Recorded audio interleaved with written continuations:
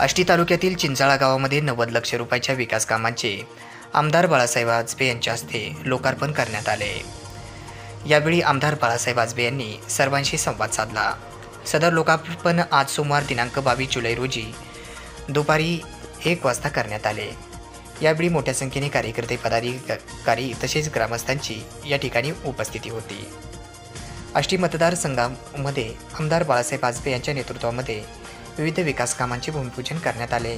यामध्ये रस्ते, बंधारे, दवाखाना यासह विविध विकास कामांचे लोकार्पण, तब्बल 90 लाख रुपयाचे लोकार्पण आमदार बाळासाहेब आजबे यांच्या हस्ते करण्यात आले। यावेळी मोठ्या संख्येने ग्रामस्थांची देखील उपस्थिती होती।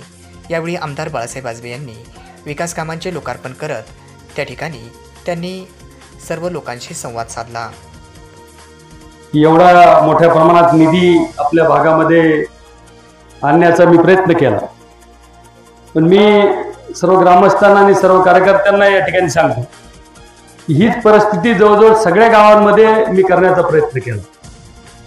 जिथं जिथं बंधाऱ्याची साईट असेल तिथं तिथं बंधाऱ्याची साईट बसवण्याचा प्रयत्न केला। जिथं खराब रस्ते असतील तिथं रस्ते चांगले क्वालिटीचे करण्याचा प्रयत्न केला। आणि अभिमानाने मी तुम्हाला सांगेल की याच्यामध्ये अजितदादाच्या साथीमुळे हजारो कोटी रुपयाचा निधी आपल्या मतदारसंघामध्ये आला। आत्ताच्या अर्थसंकल्पामध्ये सुद्धा 15 कोटी रुपये रस्त्याला आहेत, जवळजवळ 250 कोटी रुपये। आष्टी उपजिल्हा रुग्णालय 89 कोटी रुपयाचं ते उपजिल्हा रुग्णालय आपण मंजूर केलंय। आष्टी उपजिल्हा रुग्णालयाची मागणी गेल्या जवळजवळ 15 ते 20 वर्षापासून आपल्या मतदारसंघाची होती, पण मी प्रयत्न करून टोपे साहेब मंत्री होते तेव्हापासून मी प्रयत्न केले आणि आता ती आपली मागणी पूर्णत्वास आली।